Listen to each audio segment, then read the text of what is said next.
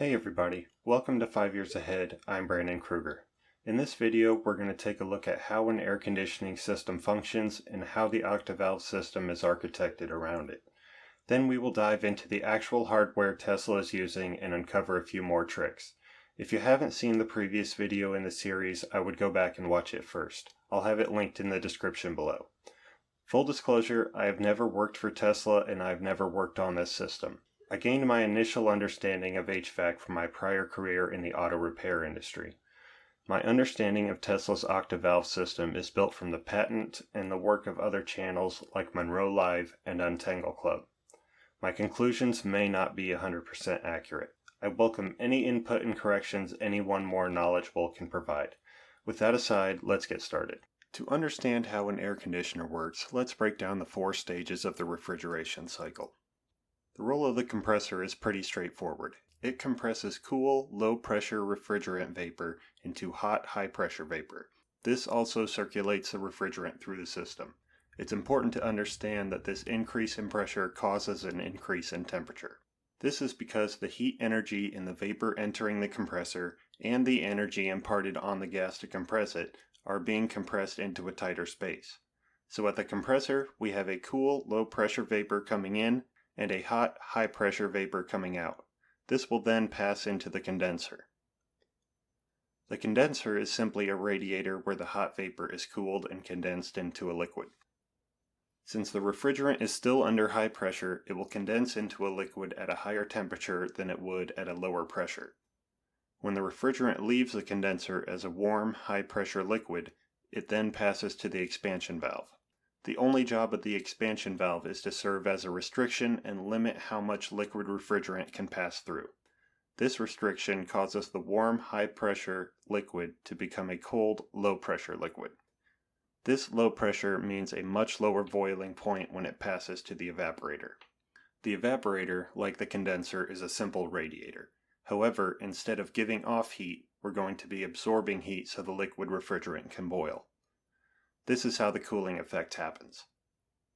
The refrigerant can then leave as a cool, low-pressure vapor and start the cycle again. So this half of the system is under high pressure and this half low pressure. Also, the refrigerant is a liquid in the bottom half of the system and a vapor in the top half. The cycle's changes in pressure and thus boiling point, combined with the large amount of heat required to evaporate or condense the refrigerant, enable it to move a large amount of heat using a relatively small amount of energy. In the last video, I mentioned that unlike virtually all heat pump systems, Tesla's does not reverse the direction of refrigerant flow to switch between heating and cooling. For this reason, I won't get into how the reversing valves used in other heat pumps work in this video, but I'll link to a great description below if you're interested. The last concept that is important to understand is coefficient of performance, or COP. Coefficient of performance is a ratio of useful heat moved to energy used to move it. In this example, we're using 1500 watts of power to move 3000 watts of heat. If we were using this to warm the cabin of the car, the COP would be 3, as we would be heating the cabin with 3 times the amount of energy we are consuming.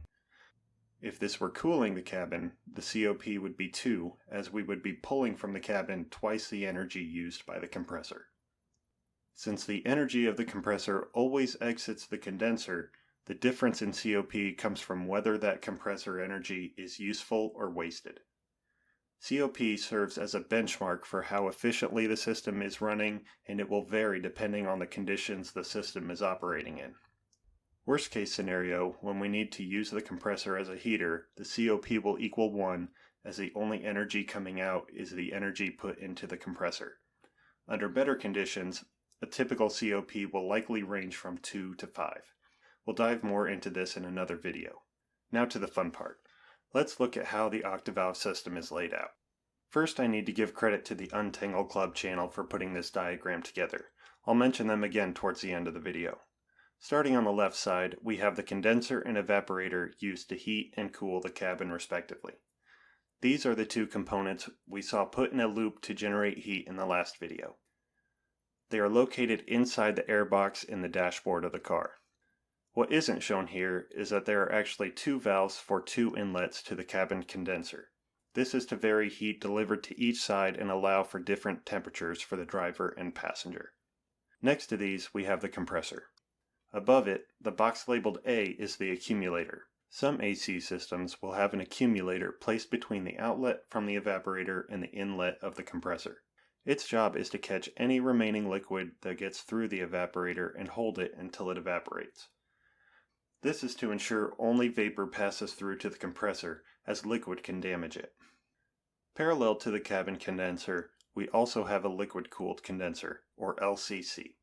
It performs the same function as a cabin condenser, only instead of dumping heat into the surrounding air, it dumps heat into coolant. This is done with a plate heat exchanger. Inside, the coolant and refrigerant pass between alternating plates in order to maximize heat transfer. Similarly, we have a liquid-heated evaporator called a chiller.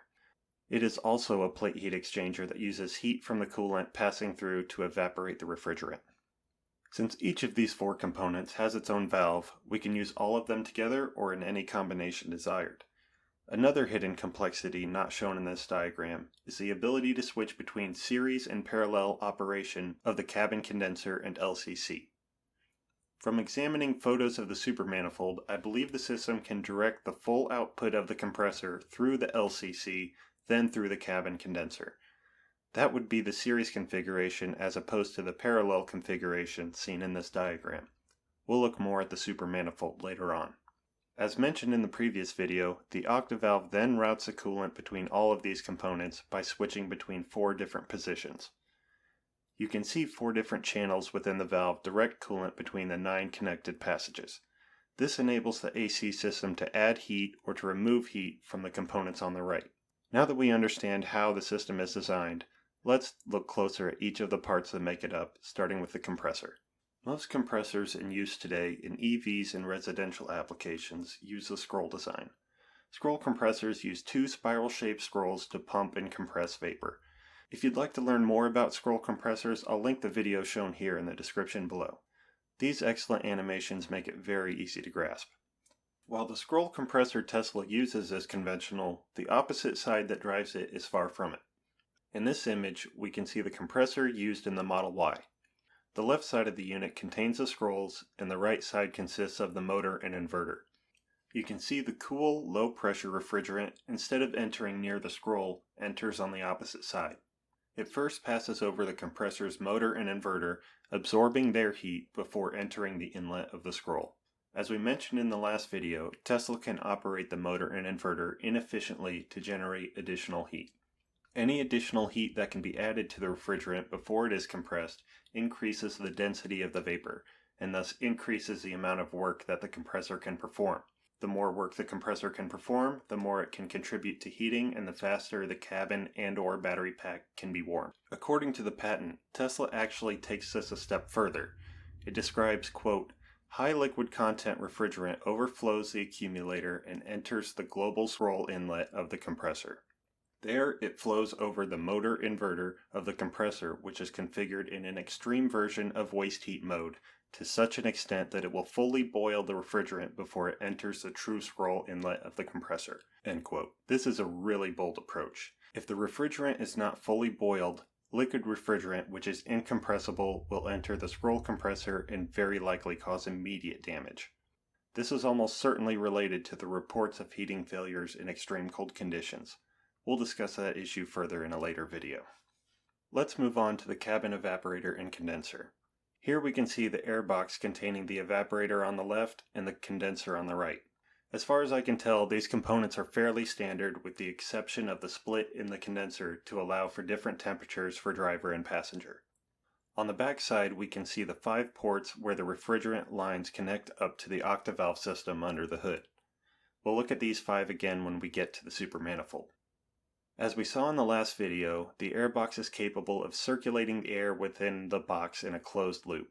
It also, like other cars, can heat or cool fresh air from outside or recirculated air from the cabin. This is actually the only method it can use to warm the battery pack from ambient heat.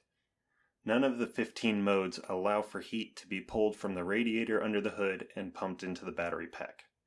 If the vehicle determines it would be beneficial to charge up the heat battery using ambient heat, It will draw in fresh air from outside, cool it, and blow it into the cabin. Then when it comes close to time for the upcoming drive, it will start to pull some of that stored heat from the battery pack to warm the cabin. This can be particularly useful if the vehicle is charging inside a garage. Instead of dumping any heat in the garage outside when the door is opened, it could first be stored in the battery pack and brought on the trip to use. Moving on to the liquid-cooled condenser, almost any vehicle you'll find on the road, EV or not, has a condenser for its air conditioner that looks like this, a smaller radiator in front of the main radiator. The reason the entire industry has used this type of condenser is that it's simple, commonly produced, and effective. The only departure I've seen from this approach is the liquid-cooled condenser used in the Octovalve system, the plate heat exchanger we saw earlier. Both the LCC and its evaporator equivalent, the chiller, are mounted to the front of the Supermanifold we will see later. Next, let's talk expansion valves.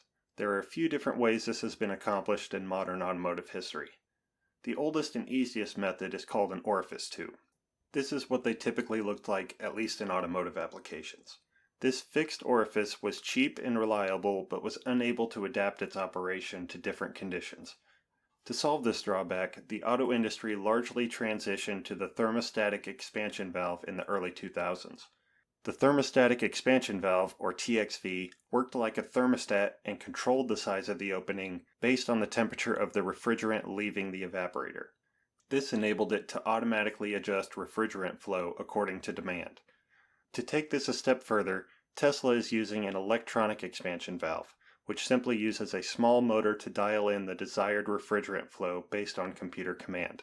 For more on EXVs, I'll link this video in the description. The Supermanifold is definitely the most unique component of the system. It consists of a metal manifold for connecting all the components that touch refrigerant and an interlocking plastic manifold connecting all the components that touch coolant. We can see when they're locked together they provide the mount points for the LCC and chiller, which are the only components that contact both refrigerant and coolant. Looking at the front of the whole assembly, we can see the LCC and chiller in place. On the left, we have the accumulator. We'll talk more about that later. The 4 round black parts in a row control the flow of high-pressure refrigerant. In the middle of the high-pressure valves, there's a single 2-wire valve. I'll speculate on what this is for later. There are 3 sensors for pressure and temperature, and towards the bottom are the 2 expansion valves and 2 ports that appear to just be capped off. The 3 hoses on the bottom point toward the front of the car. We'll see what they connect to shortly. Now let's look at the backside. Here we can see the coolant reservoir on the left and the 2 coolant pumps on the right. Between them we have the other 3 hose connections, 2 for the battery pack and 1 to feed the drive unit. The Octovalve is mounted below those. One interesting piece to note before we look closer at the plastic manifold is the hose with the green sleeve. This hose feeds coolant to the battery pack. We can see a connector for an integrated temperature sensor near the end of the hose, as well as a plastic piece that connects to 2 smaller hoses. This piece creates a slight restriction to force some of the coolant to divert off and through the FSD computer before passing on to the battery pack. The FSD computer is actually the only place where coolant enters the cabin. Now let's dig into the plastic manifold, which as I mentioned earlier routes and pumps all the coolant. Here we can see the side that faces the front of the car. The metal manifold would sit on top of this side. The round orange gaskets seal the manifold to the chiller and the square gaskets to the LCC.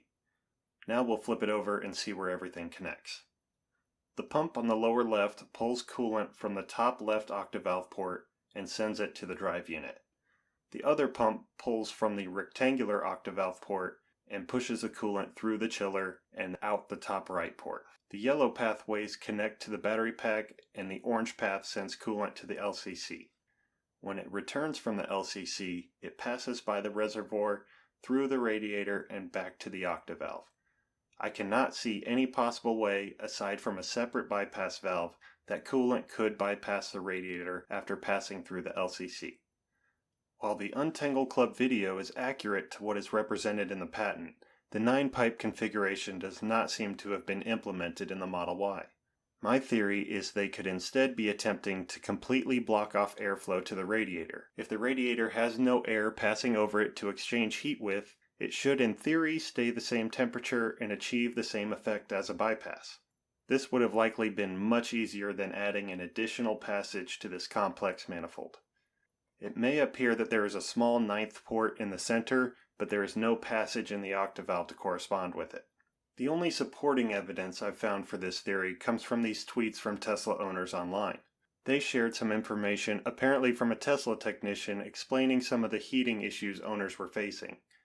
They mentioned, quote, "One of the observed causes of a climate failure that has been diagnosed is the front air intake flap freezing open and blasting cold air into the system when driving on the highway, which is preventing the heat pump system's ability to work correctly."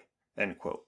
When I first read this, I thought this must have been a game of telephone or something didn't get communicated or understood properly, because this wouldn't make any sense. If the system was trying to pump heat from outside, airflow over the radiator would be desired, not a problem. If it wasn't trying to pull heat from outside and was trying to generate heat, according to the patent, the coolant could bypass the radiator, so any air passing over it wouldn't matter. There is one way to make sense of this, though. Similar to the mode we saw in the last video, where the air was heated and cooled in a loop to generate heat, the system can perform the same process to coolant instead of air by using the chiller and LCC. If the radiator cannot actually be bypassed, the loop of coolant must flow from the LCC to the radiator to the chiller before starting again. If the radiator is getting blasted with air when it should be sealed off, the heat that needs to be carried from the LCC to the chiller will be stolen by the outside air. So I think the only way this information and the 8-pipe configuration we see in the plastic manifold makes sense is if the diagrams in the patent are inaccurate to the current implementation and the radiator cannot be bypassed. Speaking of inconsistencies between the patent and the implementation in the vehicle, there are a few more. Some diagrams in the patent show a conventional ambient-cooled condenser mounted with the radiator instead of a liquid-cooled condenser. Some show 2 chillers. All of them show low-voltage heaters in the cabin, which I don't suspect were actually implemented. Since this patent was initially filed in 2018, I have some possible theories for these discrepancies. Theory number 1. Tesla may have originally intended to use a single part integrating the radiator, ambient-cooled condenser, and LCC functions. This part would in theory exchange heat between ambient and coolant, ambient and refrigerant, and coolant and refrigerant. Maybe a supplier gave pushback on producing a combination heat exchanger like this, or maybe Tesla found using a common plate heat exchanger as an LCC was a cheaper solution. Theory number 2. This system may have originally been designed for the Semi. The time frame of its development would make sense, and since I assume the Semi would have significantly higher heat rejection requirements, this may make the extra step of exchanging the refrigerant's heat with coolant no longer feasible. Theory number 3. These illustrations may be from a very early stage of development and they just didn't bother to update them. To me, the systems in these diagrams could very conceivably be evolutionary steps between the super bottle and Octovalve systems that saw production. Theory number 4, multiple of these could be true, and Tesla wants to cover multiple variations on the design within the patent. Back to the Supermanifold, let's dive into the metal side. On the back we can see where the set of 5 hoses will connect for the cabin evaporator and condenser. There is also this one large port with a bridge to pass refrigerant over this thermal break in the part. I'll draw these features on the rear over the front so we can see how the refrigerant is routed. Let's start with where the hot, high-pressure vapor from the compressor enters the manifold. It will first pass by a 3-wire sensor. I suspect this is just a pressure transducer, as I think you would be able to calculate temperature from pressure at this point. Then we have the 4 flow control valves, one to circulate into the accumulator, one for the LCC, and then the 2 on the right are for each side of the cabin condenser. I'm suspecting this larger hole in the center that held the 2-wire solenoid is being used to put the LCC and cabin condenser in a series configuration. I think there may be another 2-wire solenoid on the large port we saw on the back, and together these valves may be used to send all the hot refrigerant through the LCC, then through the cabin condenser to dump any remaining heat. Take this with a grain of salt, as I can't be sure of the routing inside this manifold. All I know for sure is this valve in the middle would not be there if it did not serve a useful purpose or two. Hopefully one day I'll be able to get a hold of one of these and investigate further. When liquid refrigerant returns from the LCC or cabin condenser, it combines at this capped off port where we also have what I suspect is a temperature sensor. From there, it feeds the expansion valves for the cabin evaporator and chiller. After returning from those, it passes along this large passage on the bottom to the accumulator. While I haven't been able to see inside this accumulator, we can discern one unique feature from seeing the manifold. While a typical accumulator would only have one connection coming in and one going out, here we also have a second potential input controlled by this recirculation valve. Under conditions where the accumulator is flooding with liquid refrigerant, this recirculation valve can open and blast hot, high-pressure vapor into the cool, low-pressure liquid. The heat in the vapor works to evaporate some of the liquid, and the result is a larger quantity of cool refrigerant vapor for the compressor to work with. This works to accelerate the compressor as a heater function. When the refrigerant leaves the accumulator, it passes over a sensor and then onto the compressor. This sensor is 4-wire versus 3-wire on the other two sensors. I suspect this is measuring pressure and temperature in order to determine how much of the refrigerant heading to the compressor is liquid versus vapor. This information would be vital to ensuring the compressor never draws in more liquid than it's able to boil. Well, that's about everything I've been able to discern by looking at the hardware. If you would like to see more about how the Octovalve routes coolant and how the 15 modes work, check out these videos by Untangle Club. I cannot recommend them enough. They very clearly illustrate what each of the modes does and how heat flows between the components. I'd also like to give a big thanks to the Monroe Live channel for sharing their up-close looks at the hardware. Don't forget to like and subscribe, and while I don't have a Patreon account set up quite yet, I would ask that you support the channels that made this video possible. You can find links to them in the description below. Thanks for watching, and I'll see you in the next one.